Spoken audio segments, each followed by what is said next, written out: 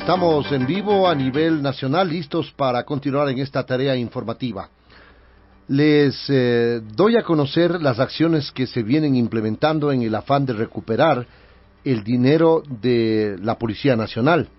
Un juez ha ordenado al Banco Central del Ecuador, como es de conocimiento público, congelar 265 millones de dólares en bonos internos por pedido del Instituto de Seguridad Social de la Policía Nacional.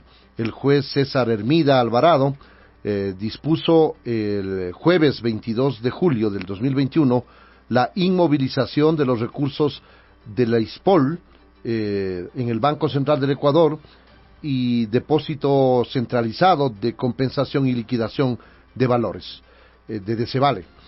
Como es de conocimiento público, inversiones por más de 500 millones de dólares se había realizado con Decevale y se apunta a una serie de aristas en el afán de recuperar estos recursos para poder lograr la sostenibilidad de la seguridad social policial. Para hablar sobre este tema, estamos en contacto en línea directa con nuestro invitado, el coronel Renato González, el director del Instituto de Seguridad Social de la Policía Nacional. Coronel, bienvenido, muchas gracias por atender esta invitación. Aparte de estos elementos que son de conocimiento público, ¿qué otras acciones se han implementado? Entiendo yo que se están haciendo esfuerzos con el gobierno estadounidense para una cooperación que permita la recuperación de estos recursos. Bienvenido, coronel, el país le escucha, buenos días. Buenos días, Wilson, y por su intermedio un saludo cordial a todos los radioescuchas de esta prestigiosa emisora. Efectivamente, como usted lo manifestó en su introducción, el día jueves anterior, aprovechando una audiencia que solicitaron 4 de los procesados de las investigaciones que están avanzando en Guayaquil para revisión de sus medidas cautelares, el señor fiscal doctor César Suárez, de una manera muy ágil, porque nosotros habíamos presentado los pedidos el día miércoles, tuvo la inteligencia de presentarlo en dicha audiencia 2 pedidos puntuales. El que usted manifestó de la inmovilización de aproximadamente 265 millones de dólares en bonos de deuda interna, que en la actualidad están bajo la titularización de Napscunco LLC, que es una filial de Citibao, y están en una subcuenta de el depósito centralizado de valores del Banco Central del Ecuador.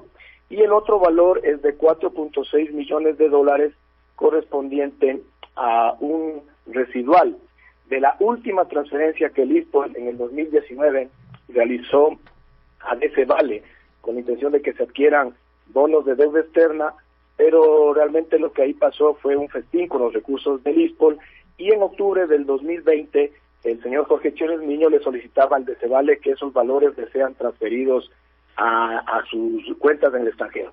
Es decir, el ISPOL solicitó la inmovilización de los 205 millones de dólares en bonos de deuda interna en el DCB del Banco Central, y lo mismo los 4.6 millones de dólares que están al momento en las cuentas del Decevale.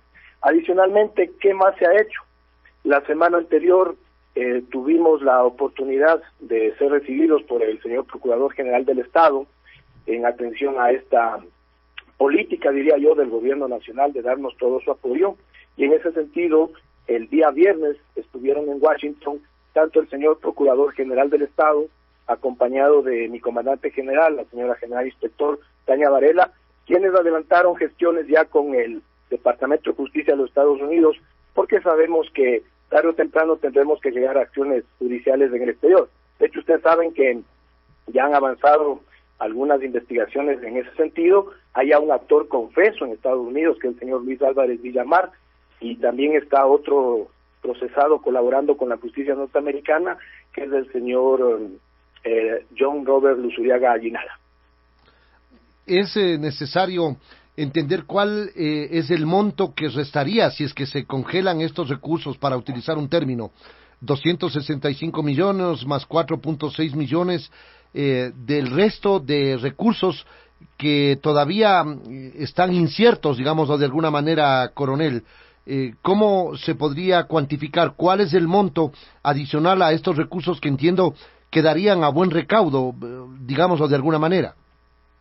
Estas son unas primeras acciones, porque hay que entender que debemos dividir diferentes segmentos de inversión.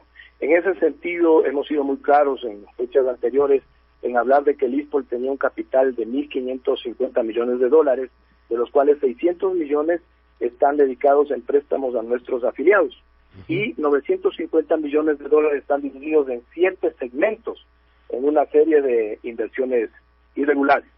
De esos 950 millones, con las empresas del señor Cherres se concentran aproximadamente 693 millones de dólares.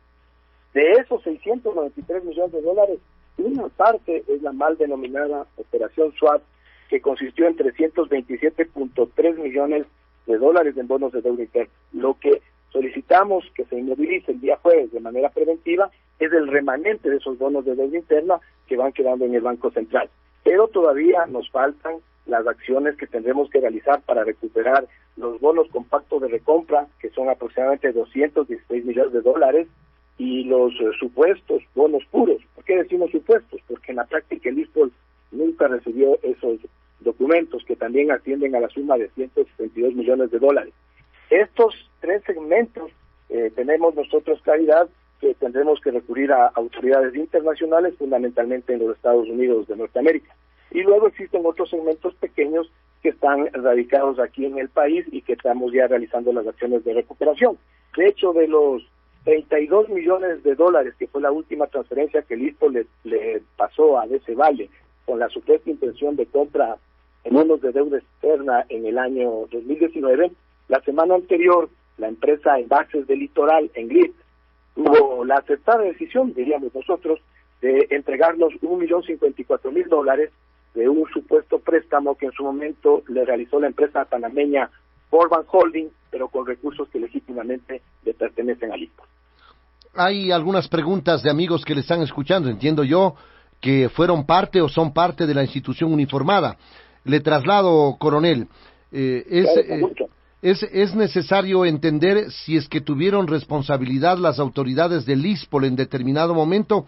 Me refiero a directores y a miembros del directorio, dice un amigo oyente, porque no únicamente obraron aquellos que han sido los estafadores de la institución, dice, sino elementos que estuvieron sirviendo a la Policía Nacional, parte de la institución, que también se beneficiaron o por ingenuidad cometieron este tipo de errores, dice este amigo que no se identifica pero que le está escuchando.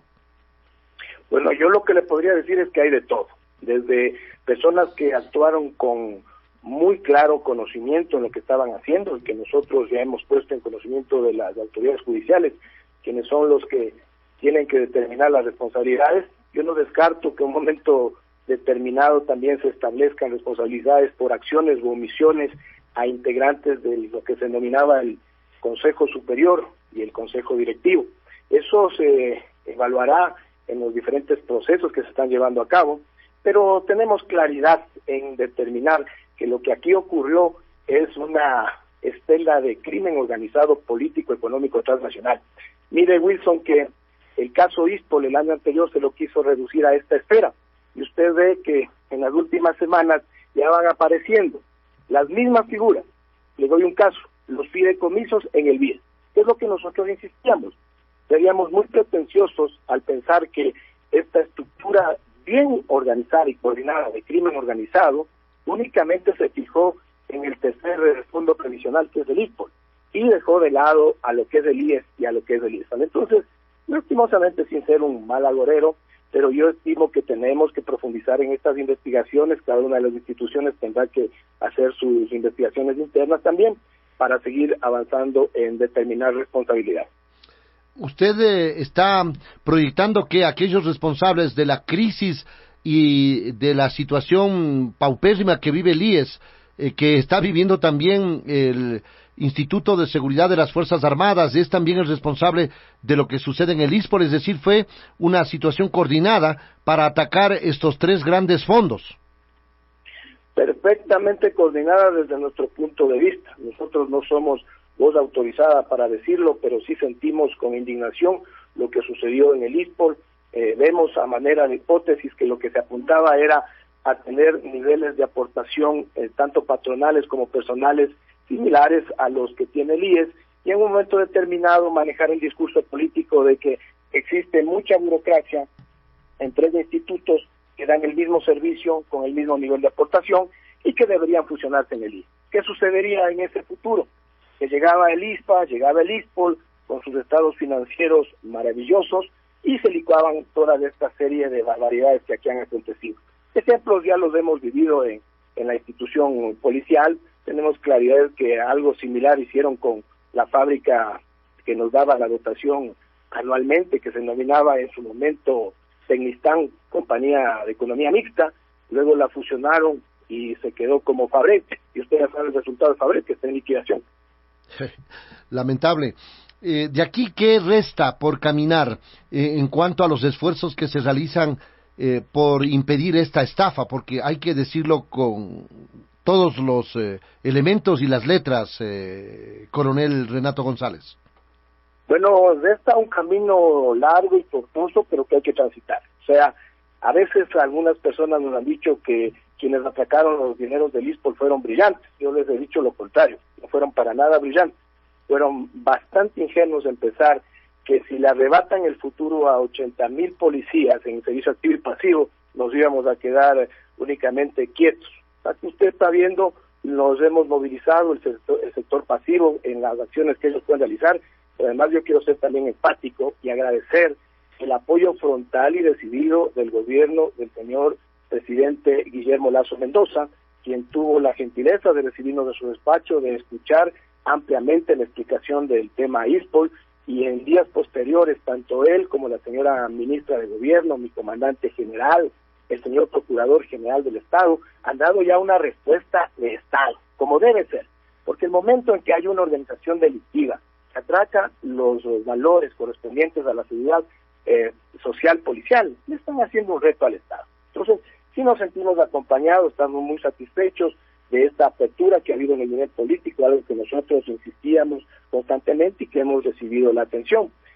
Tenemos que hacer las acciones legales, nacionales e internacionales, como le hemos manifestado, son diferentes tramos de estas inversiones irregulares que tendremos que recuperar.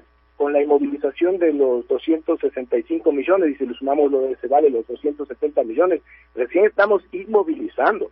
Todavía no hemos recuperado porque habrá que demostrar en las cortes que nosotros somos los titulares de esos valores. Pero tenemos una ventaja estratégica.